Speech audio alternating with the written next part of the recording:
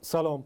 دومین حزب بزرگ در پارلمان قرقیزستان نخست وزیر سابق اموربک بابنوف را نامزد حزب به مقام رئیس جمهور پیشبری کرد.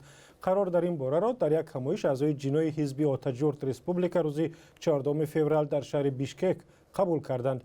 اموربک بابنوف 47 ساله از سال 2011 تا سال 2012 نخست وزیر قرقیزستان بود و حزب آنها در پارلمان 28 کرسی دارد. چند سیاستمدار شناخته دیگر قرقیز هم از عزم خود برای شرکت در انتخابات ریاستی جمهوری خبر دادند و در این باره صحبت داریم با ایدنبک احمدالله، همکارم از بخش قرقیزی رادیو آزادی. به برنامه ما خوش آمدید.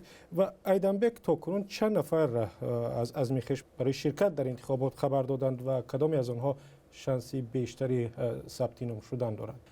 Все будет зарегистрировано, это ясное дело, потому что зарегистрируется. بیشک همه آنها را ثبت نام میکنند، چون که ثبت نام داوطلب کاری مشکلی نیست. تا حال 3 نفر 3 رهبر حزبی از عزم خود درباره شرکت در انتخابات خبر دادند. 2 نخست وزیر سابق و رهبر یک جناح پارلمانی.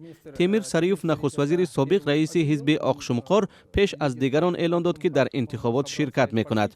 وی اعضای حزبش را جمع کرد و گفت که در انتخابات ریاست جمهوری در تیر ماه امسال شرکت میکند.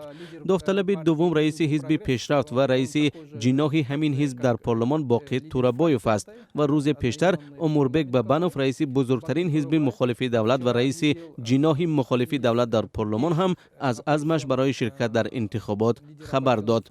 اموربک بابنوف رئیس حزب آتاجورت ریسپوبلیکا است که نیت دارد برای کرسی ریاست جمهوری مبارزه برد. البته نیروهای دیگر هم هستند، به مثل حزب رئیس جمهور، حزب سوسیال دموکراتی قرقیزستان که حالا چیزی نگفته است، ولی ظاهرا حالا مشورت دارند که کی را نامزد به مقام رئیس جمهور پیشبری کنند.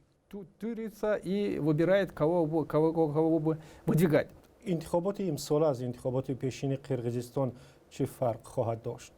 Есть разница, причем очень такой существенная разница есть, потому что بله، فرق میکند. فرق زیاد خواهد داشت، چون که در انتخابات های پیشین معلوم بود که در آنها کی پیروز می شود.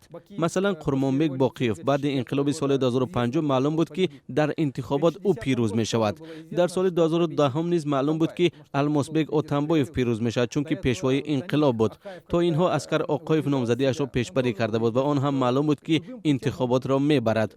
ولی حالا نه پیشوای انقلاب هست و نه کسی دیگر. همه داوطلبان حاضر سیاستمداران با نفوذ و نخست وزیران سابق امکانیت‌های برابر دارند و برای همین حالا گفتن مشکل است که در انتخابات کی پیروز می شود.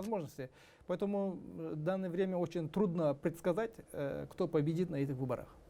اعلان شود. В ближайшее время, когда уже близится, 3 месяца около. به نزدیکی باید اعلان کنند. تا 3 ماه خاتمه یافتن مهلت کار پرزیدنت فعلی باید زمان انتخابات اعلان شود. ولی روز 15 فوریه رئیس جمهور الماسبک اتنبایوف با رئیس کمیسیون مرکزی انتخابات نورجان شیلدبیکووا ملاقات داشت و در این ملاقات گفتند که انتخابات پرزیدنتی باید روز 13 نوامبر برگزار شود. Выборы будут 19 ноября этого года. Президентские выборы будут состояться. تشکر. ایدنبک احمدالله، همکارم از بخش قرقیزی رادیو آزادی با ما صحبت میکرد. تشکر.